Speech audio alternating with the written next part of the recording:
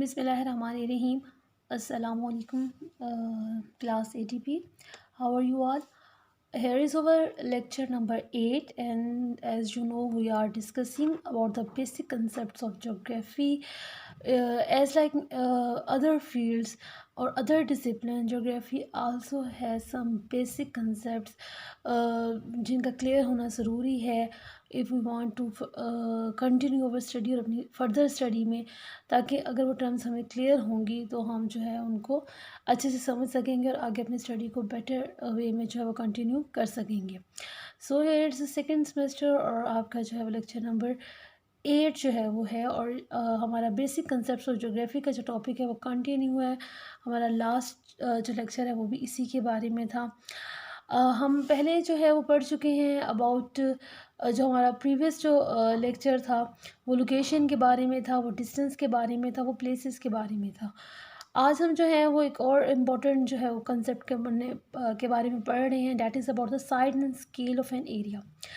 Size, जब भी हम किसी एरिया की बात करते हैं, जब किसी भी लेवल की बात करते हैं, किसी भी कंपैरिजन की बात करते हैं, तो हम जो है वो कोई ना कोई अपना स्केल यूज़ करते हैं या कोई ना किसी साइज़ की बात करते हैं। हम रीजनल ज्योग्राफी पढ़ रहे हैं, हम कोई भी ज्योग्राफी पढ़ रहे हैं, तो हम बात करते हैं कि ये जो चीज़ है ये रीजनल है, ये चीज़ जो है वो इंटरनेशनल लेवल की है, ये लोकल लेवल की है, ये नेशनल लेवल की है। तो हमारे पास इट्स मीन एक स्केल होता है टू फाइंड आउट कि हम किस जो है वो लेवल पर बात करें या किस जो है सतह पर जो है वो उस बात की जा रही है। Either it's on international level, either it's on national level. तो थोड़ा सा आपको ये चीज़ें कि इंटरनेशनल की बात करें, ग्लोबली बात करते हैं, तो उसकी बात की इंपॉर्टेंस जो है वो क्लियर होती है। साइज़ और स्केल साइज़ तो ये हो गया, इट्स अबाउट द एरिया कि हम किस एरिया की बात करें, वो कितना बड़ा है। स्केलिंग जो है वो पहले भी मैंने बताया था कि हमारे जो टूल्स हैं वो मैप्स हैं। ज्योग्राफी के जो टूल्स हैं वो मैप्स हैं, और मैप्स में डायरेक्शन के साथ साथ स्केल की भी बहुत ज़्यादा इंपॉर्टेंस होती है कि आप किस लेवल पर, किस स्केल पर किस चीज़ को क्लियर कर रहे हैं। ज्योग्राफिक फीचर्स, आपके माउंटेन्स हैं, आपके प्लेटोज़ हैं, कुछ भी are visualised using a map which is representation of the reality. क्या ज़्यादातर हम बहुत सारे इलाके ऐसे जिनको हम विज़िट नहीं कर सकते, हम उन्हें मैप्स के ज़रिए पढ़ते हैं, और मैप हमें एक आइडिया, एक शक्ल, एक विजुअल जो है फॉर्म में हमें उस एरिया के बारे में बताता है। तो उसके लिए आपका मैप के लिए स्केल ज़रूरी है। अगर आप किसी इलाके का स्केच बना देंगे, खाका बना देंगे, डेट स्केच, उस पर कोई स्केलिंग नहीं है, तो वो नक्शा नहीं है। तो नक्शा जब आपके ऊपर किसी भी इलाके का आपके सामने आता है तो उसके लिए स्केल का होना ज़रूरी है। The size and scale effect the degree of generalisation of the features being mapped. Size या स्केल जो है वो कौन सा इलाका किस लेवल पर दिखाया जा रहा है, उसका नक्शा किस तरह से बनाया जा रहा है, उस पर बहुत ज़्यादा इफेक्ट करते हैं। 2 टाइप के स्केल होते हैं। वन जो है वो स्मॉलर स्केल होते हैं। स्मॉलर स्केल का ये नहीं होता कि वैल्यू छोटी होती है। स्मॉलर स्केल में ये होता है कि आप जो डिटेल है वो बहुत जो है वो कम बता रही होती हैं। मतलब आपने वर्ल्ड ग्लोबल नक्शे, आपने एक वर्ल्ड मैप बना दिया। वर्ल्ड मैप का स्केल जो है वो होगा कि तकरीबन 1 इंच जो है वो कई 100 माइल्स को शो कर रहा होगा, या 1 सेंटीमीटर है वो कई 100 किलोमीटर को शो कर रहा होगा। जब आप यानी आपका जो नक्शा है, स्केल क्या है कि द नक्शा मैप क्या है, वो ratio between the ground distance and the map distance. हकीकत को जब हम नक्शे पर कन्वर्ट करते हैं तो पूरी दुनिया के नक्शे को एक छोटे से पीस ऑफ पेपर पर कैसे कन्वर्ट करते हो, स्केल की मदद से। अब जो स्मॉल स्केल होगा वो क्या होगा, आपने वर्ल्ड मैप बना दिया कि जनाब इस नक्शे के ऊपर जो 1 इंच है वो दरअसल असल ग्राउंड के इतने लाख जो है वो माइल्स को शो कर रहा है। तो भी डिटेल क्या हो जाएगी, कम हो जाएगी। लार्ज स्केल का क्या होता है, उसका मतलब ये नहीं कि डाटा बड़ा होगा। लार्ज स्केल का मतलब ये होता है कि आप एरिया कम दिखा रहे हो, लेकिन आप मतलब आपने एक छोटा सा एक कॉलोनी का आपने एक नक्शा बता दिया। वो कॉलोनी का जो नक्शा है वो देखिए आपको रोड भी बता रहा है, वो बता रहा है यहाँ पर स्कूल है, यहाँ पर वाटर टैंकी है, यहाँ पर मस्जिद है। तो कितना डिटेल्ड है। जब आप स्मॉल स्केल वाला मैप बनाते हो वो बहुत डिटेल्ड, वो इस तरह से होता है कि वो जर्नल सा एक मैप आपके सामने आ जाता है।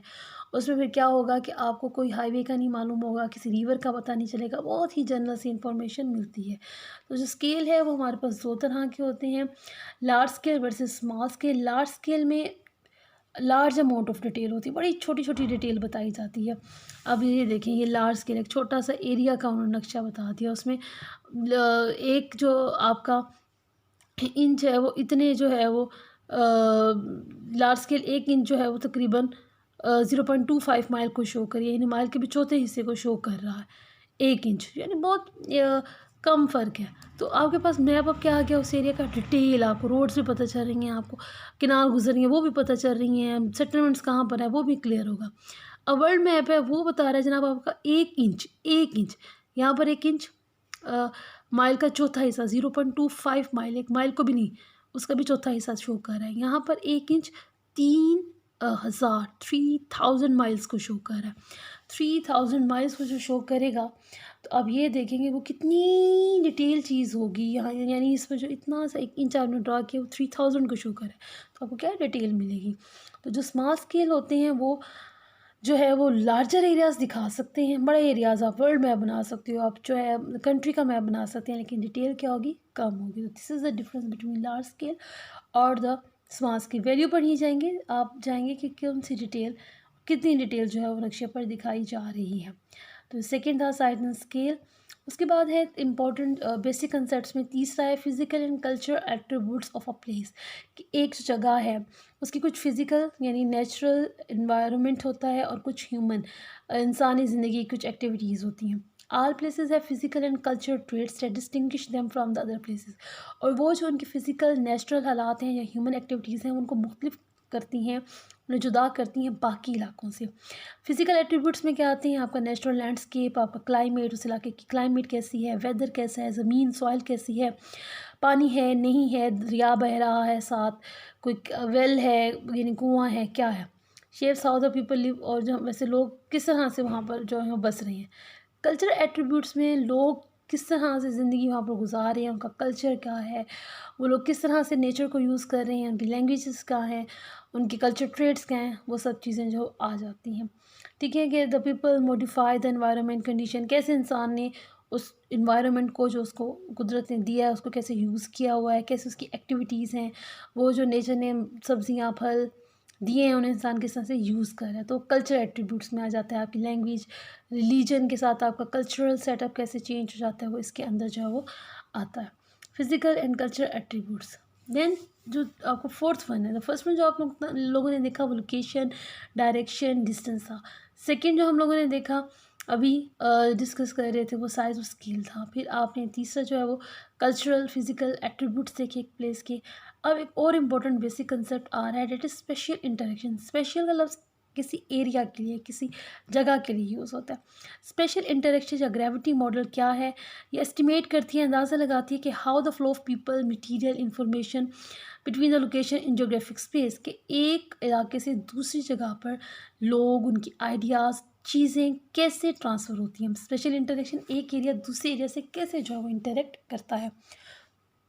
ज़ाहिर है आज के दौर में कोई भी चीज़ सेल्फ सफिशिएंट नहीं है, खुद कफ़ील नहीं है, और हमें कहीं ना कहीं जो है वो इंटरेक्शन करना पड़ता है अपनी चीज़ों को, अपनी डिमांड को, अपनी ज़रूरियात ज़िंदगी को पूरा करने के लिए। So there are 3 types of spatial interaction.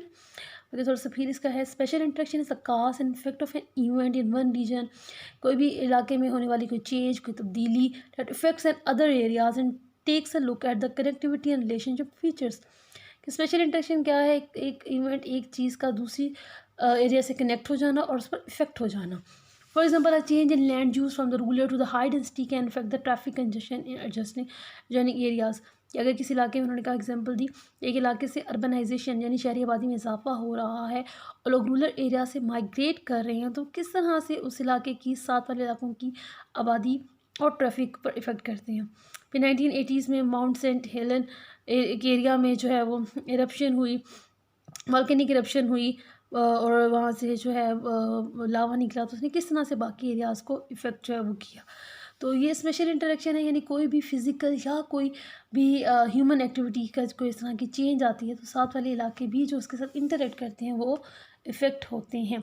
Like अभी अब मैं सवात में जब जो है वो ज़रबुल जो है वो हुआ, ऑपरेशन हुआ, तो फिर बासात वाले इलाके इस्लामाबाद तक लोग जो हैं वो माइग्रेट करके और काफ़ी इलाके जो इफेक्ट हुए। इवन अफ़गानिस्तान में अगर हम ह्यूमन एक्टिविटीज़ की बात करें, जब जंग हुई तो हमारे इलाके उससे इफ़ेक्ट हुए। तो ये स्पेशल इंटरेक्शन का ही नतीजा है। स्पेशल इंटरेक्शन डिपेंड करती है कम्प्लीमेंटेरिटी है सप्लाई और डिमांड से मुतल्लिक, कि एक इलाके में जब किसी चीज़ की डिमांड है, एक इलाके में कोई चीज़ मौजूद है, तो वो ज़रूरी नहीं है कि वो चीज़ ट्रेवल करेगी। वो ट्रेवल करती है उस चीज़ की इर्द गिर्द के इलाकों में क्या डिमांड है। आपके पास नेचुरल रिसोर्सेज हैं लेकिन इर्द गिर्द के इलाके में, इर्द गिर्द के इलाकों को उसकी ज़रूरत ही नहीं है, तो आप रिसोर्सेज यूज़फुल नहीं है। लेकिन अगर इर्द गिर्द के इलाकों में इसकी डिमांड है, तो सप्लाई एंड डिमांड का जो रिलेशनशिप बनता है वो कम्प्लीमेंटेरिटी कहलाता है। ट्रांसफरेबिलिटी डिपेंड करता है कि एक आदमी दूसरे एरिया के लिए उसके पास क्या कनेक्टिविटी है, किस तरह से कनेक्टिव होता है, वो ट्रांसपोर्ट उसकी अच्छी है नहीं है, दोनों term, in term of cost भी सस्ती पड़ रही है, इन टर्म ऑफ टाइम भी, टाइम कम लग रहा है। अब आपको इर्द गिर्द आपके 2 इलाके मिल रहे हैं, ठीक है, आपको 2 चीज़ें आपके लाइक फॉर एग्ज़ाम्पल हम एक सिंपल एग्ज़ाम्पल लेंगे, लोधरा की के साथ भावलपुर भी है, मुल्तान भी है। तो ट्रांसफ़रेबिलिटी लोग देखेंगे कि कहाँ उनके लिए एक्सेस ज़्यादा है, उनका टाइम भी बच रहा है, उनके पैसे भी बच रहे हैं और उनको चीज़ें मियारी भी मिल रही हैं, तो वो उसकी तरफ जहाँ ज़्यादा जाएंगे। इंटरवेनिंग में अब बहुत सारे लोग ऐसे हैं, इंटरवेनिंग में आपके पास ऑप्शन होती है परचेज़ करने। कम्प्लीमेंट्री तो सप्लाई एंड डिमांड है, चीज़ें आ रही हैं, चीज़ें जा रही हैं, आपके इलाके के पेरीफेरी एरियाज़ हैं।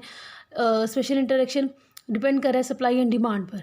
फिर थोड़ी सी कहीं पर ट्रांसफरेबिलिटी आ जाती है, वो लोग थोड़ा सा अफोर्ड कर सकते हैं, कि वो लोग जिनको एडजेसेंट एरिया लग रहे हैं, तो जहाँ पर ट्रांसपोर्ट बेहतर है वो उधर जाएंगे। इंटरवेनिंग अप्रोच का कहना है कि स्पेशल इंटरेक्शन में, यानी जो लोग एक दूसरे से, जब कोई एक आइडिया या एक टेक्निक एक इलाके से दूसरे इलाके में तेज़ी से कैसे फैलती है, तो इंटरवेनिंग अपॉर्चुनिटी कहती है कि वो लोग जो अफोर्ड कर सकते हैं तो उनके लिए ट्रांसफरेबिलिटी भी डिपेंड नहीं करती। वो ये देखते हैं कि उन्हें बेस्ट चीज़ कहाँ से मिलती है, तो इसके लिए शायद नियर बाय साइट्स को छोड़कर बाहर फर्दर अवे किसी और इलाकों की तरफ भी जा सकते हैं अपनी चीज़ को लेने के लिए, क्योंकि वो अफोर्ड कर सकती हैं। तो स्पेशल इंटरेक्शन सबसे पहले तो बेसिकली इनका कहना है कि एरियाज़ में जो कनेक्टिविटी होती है वो सप्लाई एंड डिमांड की वजह से होती है। फिर आपकी ट्रांसफरेबिलिटी बढ़ जाती है, अब कि जहाँ पर ट्रांसपोर्ट ज़्यादा अवेलेबल होगी ईज़िली, लाइक भावलपुर में से मुल्तान जाने वाले, भावलपुर से लाहौर जाने वाले लोगों की जो है वो ट्रांसफरेबिलिटी ज़्यादा है, तो आपको ट्रांसपोर्ट भी ज़्यादा मिलती है। सरगोदा कम लोग जाते हैं इतना, उसके लिए आपको हर टाइम जो है वो ट्रांसपोर्ट अवेलेबल नहीं होगी, तो ये ट्रांसफरेबिलिटी में जाता है। इंटरवेनिंग अप्रोच वो होती है जिसमें लोग अपनी मर्ज़ी देखते हैं, अपनी पसंद देखते हैं और बाहर के दूर के एरियाज़ की तरफ भी जाना पसंद करते हैं। हेयर इज़ द लिंक, जहाँ से ये जो है डाटा जो हम लोग बेसिक कंसेप्ट्स का देख रहे हैं, ये एक वेबसाइट है, ये एक गूगल पर एड्रेस है। स्लाइड शेयर में आप इस स्लाइड शेयर आप इसको कॉपी, मैं इसको जब शेयर करूँगी तो आपने इसकी कॉपी करके पेस्ट करके गूगल में इसको सर्च करेंगे तो यहाँ पर ये सारे बेसिक कंसेप्ट मौजूद हैं, आप वहाँ पर भी रीड करें, मज़ीद आपको जो है वो क्लियर होगा। आप ज़रूर स्टडी करें, इन चीज़ों से बाहर भी निकल कर, स्लाइड से बाहर, बुक से बाहर निकल कर भी आप लोग जो है वो ईटीपी का मकसद यही है कि रिसर्च करें, नई नई चीज़ें फाइंड आउट करें और अपने नोट्स बनाएं। तो यहाँ पर लिंक भी है जिसमें आप लोग जो है इन टॉपिक्स को, बेसिक कंसेप्ट को पढ़ सकते हैं। तो ये काफ़ी इंपॉर्टेंट बेसिक कंसेप्ट्स हो गए आपके लास्ट इस वीक के लेक्चर में। इंशाल्लाह जो बाकी के जो कंसेप्ट्स हैं वो मैं मुकम्मल करवा दूँगी। आप लोगों ने ज़रूर लिंक ओपन करना है और उसको जो है ज़रूर रीड आउट करना है। Thank you so much, take care, अल्लाह हाफिज़।